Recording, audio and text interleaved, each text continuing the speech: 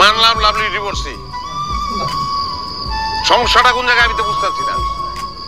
Divorce হইতে পারে না, অর্থ দোষ নাই এই জায়গায়, দোষ তোর স্বামীর। বিয়া করে বিদেশ গেছে গা আর আসে নাই, তোর স্বামী দোষী। আর আমি তোর স্বামীরে বিয়া করতেছি না, বিয়া করতেছি অরে। ডিভোর্সই হোক, আমার যদি অসুবিধা না থাকে তোমার তো আপত্তি থাকার কথা না। মা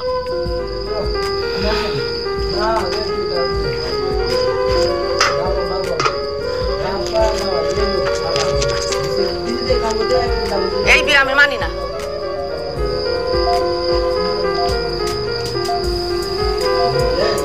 আচ্ছা মা, তোমার কি মনে হইতেছে না যে তুমি বাড়াবাড়ি করতেছো? বাড়াবাড়ি আমি করতেছি না তুই করতেছিস? হ্যাঁ, তোর কি মনে হয় একটা মাইয়ার বিয়ের পরে কি তার স্বামী তার কাছে আসে না? ওই পোলা বিয়া করে তার বউরে এই দেশে থুয়ে গেছে, আর ওই বউ কি করতেছে? আর একটা পুরুষের সাথে সম্পর্ক করছে। এটা তার কানে গেছে, কানে গেলে সে আর দেশে আসে না। এখন লাভলিরে তারা বিয়েও দিতে পারতেছে না। এই যে গপ্পটা কইলা তুমি, এটা তো বানায় কইলা। কোনো প্রমাণ আছে তোমার কাছে? তোরে আমি প্রমাণ দিতে চাই না। আমি তোর মা, আমি তোরে পেটে ধরছি, তুই আমারে পেটে ধরিস না, বুঝছিস? তোর সে আমার অনেক বুদ্ধি আছে। এইসব মায়াগো আমি ভালো করে আসিনি।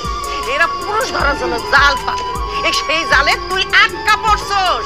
এই আটকা পড়ে রইছস না, কিভাবে ছাড়া পাবি সেটা এখন চিন্তা করে দেখ।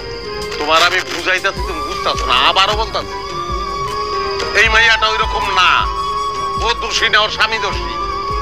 ওর লগে আমার কথাবার্তা হয়েছে তো, সন্দেহ করার মতো কিছু আমার মনে হয় নাই। তাহলে তো ভালো, দেশে তো ভালো মাইয়া আছে, তাই না? ডিভোর্সি মাইয়া যদি তুই বিয়ে করিস না, আমি এই বাড়ি ছেড়ে চলে যাবো। আবারও কইতাছি তোমারে, এই মাইয়াটা দোষী না, দোষী ওর স্বামী। একজনের অপরাধ, একজনের অন্যায়, আরেকজনের কান্দে চাপান তো ঠিক না। ন্যায় অন্যায় কোনো কিছু আমি বুঝি না, বুঝতে চাইও না। ডিভোর্সি মায়ের লগে তোর আমি বিয়া দিব না, কথা ফাইনাল।